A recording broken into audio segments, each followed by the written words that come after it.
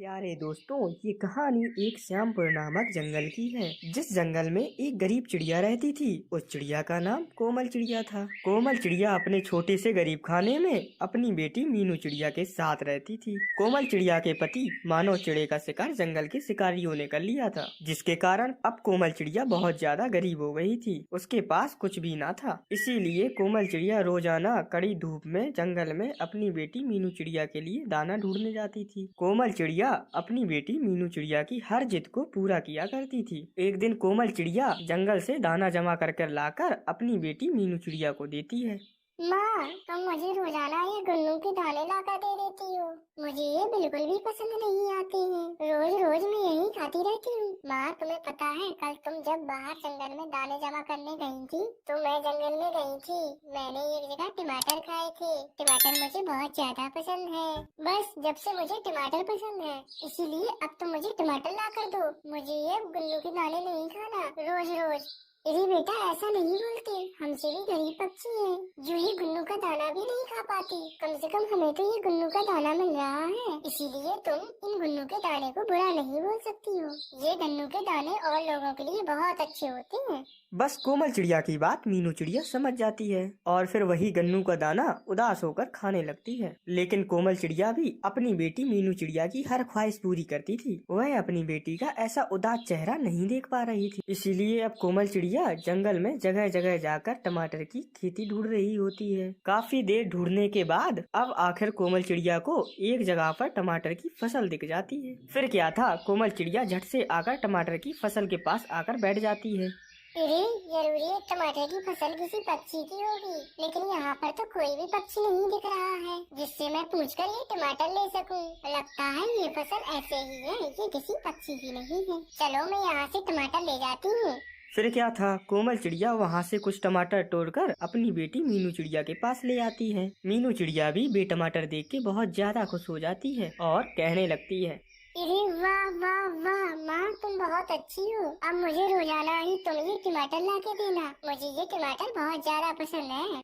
वह टमाटर की फसल एक बहुत ही अमीर कालू कौवे की थी। वह कालू कौवा अमीर तो था, लेकिन साथ साथ बहुत ज्यादा आलसी भी था। वह अक्सर अपनी टमाटर की फसल पर बिल्कुल भी नहीं जाता था और ऐसे ही उसे छोड़ देता था। बस फिर अब क्या था, रोजाना कोमल चिड़िया वहाँ से कुछ टमाटर तोड़ा करती थी और अपनी बेटी मीनू चिड़िया को दे देती थी। अब एक दिन कोमल चिड़िया उस टमाटर की फसल से टमाटर तोड़ रही होती है। तभी कालू कौवा पीछे दरख्त पर बैठा हुआ सब कुछ देख लेता है। अरे, मैं यहाँ पर अपनी टमाटर की फसल देखने नहीं आ पाता, तो यहाँ पर तो चोर उचक्के आ गए हैं। मैं इन चोर उचक्कों को नहीं छोड़ूंगा। अभी देखो, मैं इसको मार डालता हूँ। फिर क्या था, बे कालू कौवा झट से आकर उस मीनू चिड़िया के पास बैठ जाता है। अरे वाह वाह वाह चिड़िया, तुम तो बहुत ज्यादा खतरनाक चोर निकली हो। मैं यहाँ पर होता नहीं हूँ तो तुम रोजाना यहाँ से टमाटर चोरी करके ले जाती हो। मैं तुम्हें नहीं छोड़ूंगा। अभी रुको जरा, मैं तुम्हें मजा सिखाता हूँ। अरे नहीं नहीं कौवे भैया, आप मुझे गलत समझ रहे हो। मैं चोर नहीं हूँ। मेरी बेटी को टमाटर बहुत पसंद है, इसीलिए मैं यहाँ पर टमाटर लेने आई थी। जब भी मैं यहाँ पर टमाटर लेने आती थी तो यहाँ पर कोई भी पक्षी नहीं होता था, तो मैं यहाँ से ऐसे ही टमाटर ले जाती थी। मुझे क्या पता था कि इन टमाटरों का कोई मालिक भी होगा। मुझे माफ कर दीजिए कालू कौवे जी। अरे नहीं नहीं, तुम झूठ बोल रही हो। तुम चोर हो। मैं तुम जैसे लोगों को अच्छी तरह से जानता हूँ। मैं तुम्हें नहीं छोड़ूंगा।